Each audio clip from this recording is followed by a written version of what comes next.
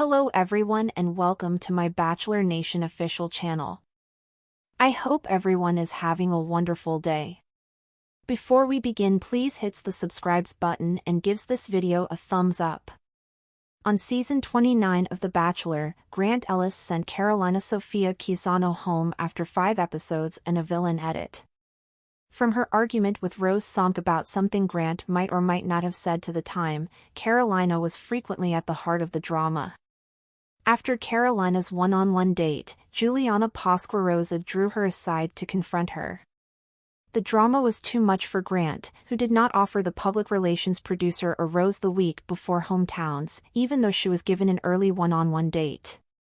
Carolina caused problems for many of the cast members of The Bachelor season 29, which culminated in the 5th episode. But Carolina wasn't actually guilty of the charges against her.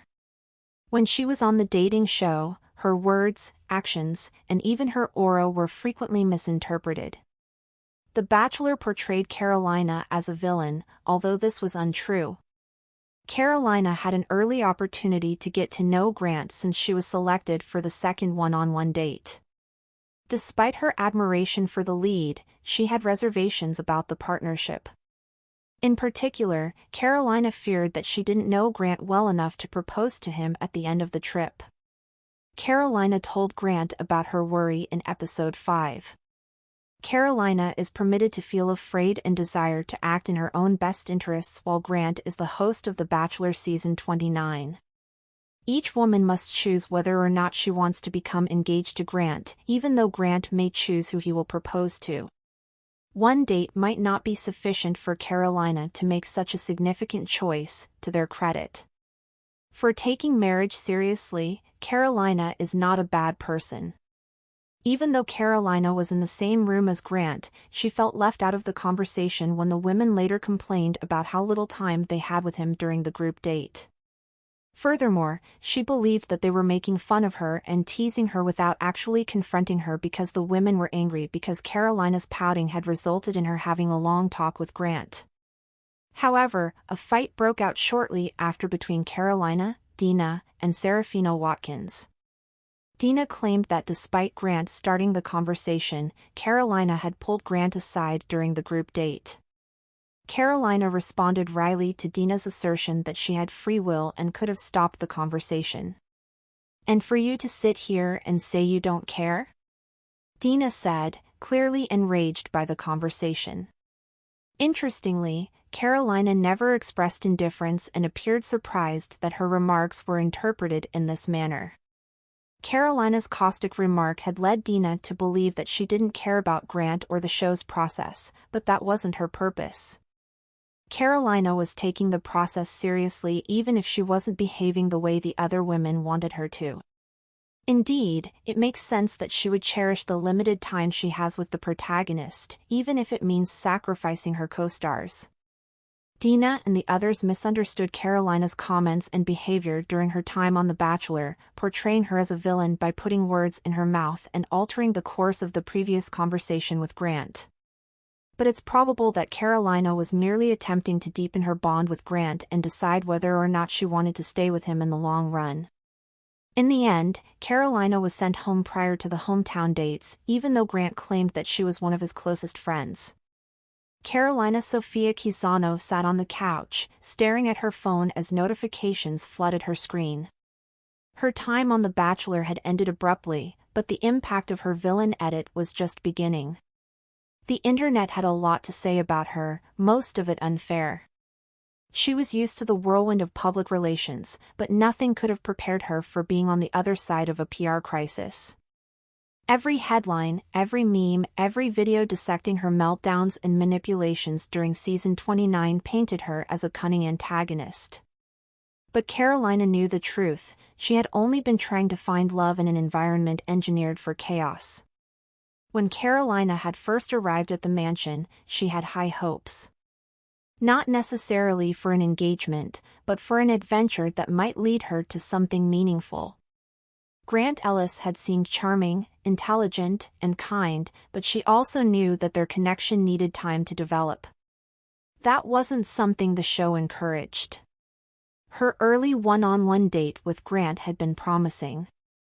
They had explored a vineyard, engaged in deep conversations about their goals and values, and shared a slow dance under the stars.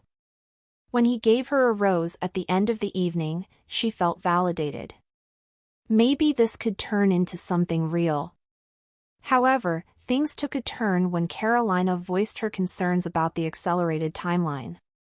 During episode 5, she confided in Grant that she wasn't sure she could commit to an engagement after just a handful of dates. "I want to be honest with you," she had said, searching his face for understanding.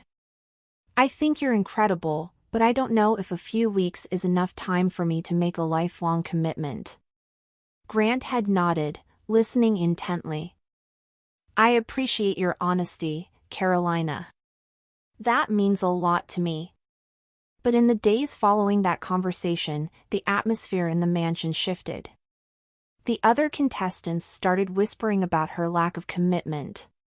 "Why is she even here if she doesn't want to get engaged?" Rose Somk had asked during a confessional. Carolina had walked into the common area one evening to find a tense silence falling over the room. The women had been discussing their frustrations about not getting enough time with Grant, and Carolina, having had her moment with him, felt their eyes on her. The air was thick with unspoken accusations. Dina had been the first to voice them. "You know, Carolina, it kind of sucks that you got to have another long talk with Grant when the rest of us barely get a chance." Carolina had frowned, taken aback. "I didn't plan that, it just happened." Dina scoffed. "But you could have cut it short. Instead, you just kept going." "I mean," Carolina had said dryly, "I do have free will." That remark had only escalated the situation. Dina's face darkened. "And for you to sit here and say you don't care?" Carolina had blinked, confused. "I never said that." The damage was done. The producers had taken the moment and twisted it into a pivotal scene, and her villain arc. Clips of the fight were replayed in promotional teasers, overlaid with dramatic music. Carolina, once just another hopeful contestant, had become a reality TV villain. When Juliana Pasquarosa pulled her aside to confront her after Carolina's one-on-one date, Carolina knew she was doomed. "I just don't think you're here for the right reasons," Juliana had said, crossing her arms. "You act like you're above all of this." "I'm just trying to be real," Carolina had defended herself. "Isn't that what we're supposed to do?" Juliana had shaken her head.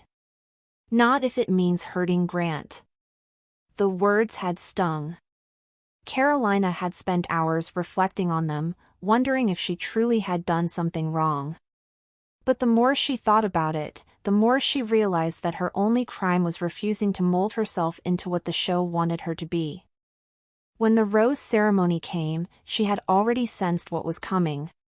Grant called out name after name, and when only one rose remained, he looked at Carolina, his expression unreadable. "I'm sorry, Carolina," he said softly. "I just don't think we're on the same page." She had nodded, holding back tears. "I understand. Thanks for watching. If you likes this video, do not forget to subscribe my channel and do not miss any update.